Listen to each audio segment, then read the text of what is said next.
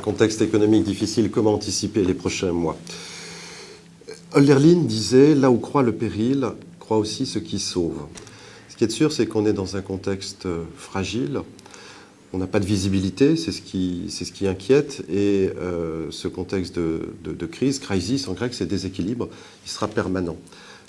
Donc ça veut dire que l'entreprise va devoir s'adapter, se reconnaître fragile, mais dans fragile, il y a agile. Et donc s'adapter finalement à des situations non prévues, c'est-à-dire penser un peu de manière différente. Et dans fragile, il y a aussi agir. Et ça me semble le plus important, c'est ce qui caractérise un entrepreneur, une entreprise, c'est l'action.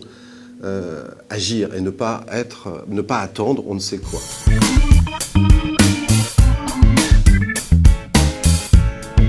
Alors la baisse des charges sociales sur le coût du travail pour créer un choc, évidemment j'ai entendu comme vous qu'il en était question, c'est pas fait, c'est une grande idée, mais de là à dire que ce soit un choc, je ne crois pas.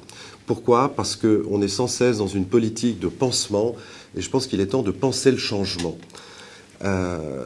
Évidemment, le coût du travail, cette question est imposée dans un contexte mondial. Une entreprise n'est pas dans son petit territoire. Voilà. Et il y a des déséquilibres.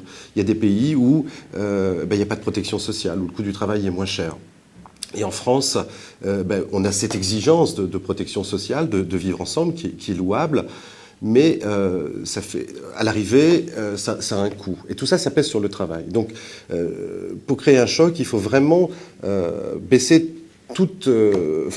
au maximum ce coût du travail. Et ça va recréer de la compétitivité. Et ensuite, c'est comment satisfaire cette exigence et créer cet équilibre de manière artificielle par rapport à d'autres pays. Eh bien, je pense qu'un des leviers pourrait être de remettre cette exigence de protection sociale française sur la consommation. Voilà, parce que ce qui est produit selon des règles différentes dans d'autres pays où on n'a pas les mêmes règles, où des enfants travaillent, où les lois sociales ne sont pas les mêmes, eh bien il faut bien le rééquilibrer au niveau des frontières européennes. Et ça, je pense que là, ça créerait vraiment un choc.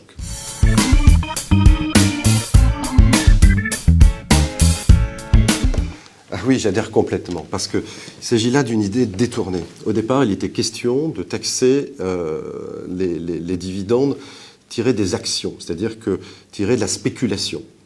Et là, je dis bravo, et c'est très bien. En quoi une entreprise peut valoir 10 € l'action le matin et 15 € l'après-midi, ou 0 ou 3. Donc on voit bien que c'est une affaire de spéculation.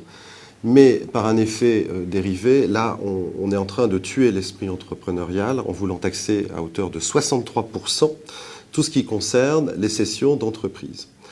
C'est exactement comme si vous achetiez une maison, vous la remboursez, vous l'améliorez sans cesse, et puis ensuite vous la vendez.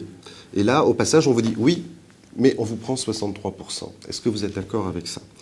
L'entrepreneur est le seul qui, finalement, dans la société, crée de la richesse, crée des emplois, mais n'a pas de filet. En général, ce sont des TNS, travailleurs non salariés. Donc, pas de chômage en cas de... si l'entreprise dépose le bilan. La retraite est minime.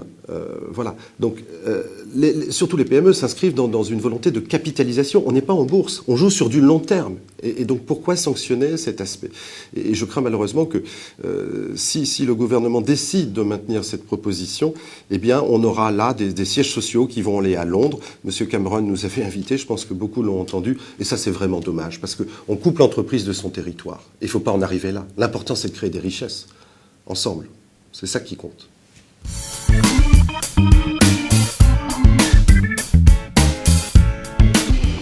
Ce que je leur conseille, d'abord, c'est d'oser, c'est d'entreprendre. Vous savez, souvent, on a une bonne idée en disant « Ah, ouais, ça, j'y avais pensé, puis ça marche, je vois le produit alors que je l'avais pensé. » Ce qui est important, c'est de dire « Je le pense, mais je le fais. » C'est ça, entreprendre. Entreprendre, c'est entreprendre sa vie.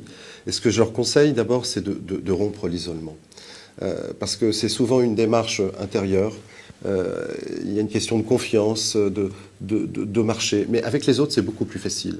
Donc concrètement, de rejoindre le CJD, le Centre des jeunes dirigeants d'entreprise, parce qu'on fait 3 choses.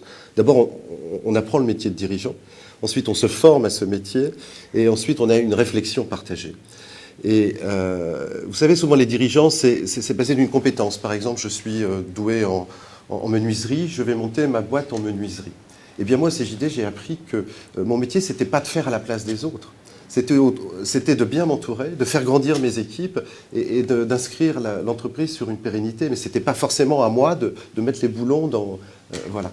Et ça, c'est important. Et ça, on peut l'apprendre en se reliant à d'autres dirigeants.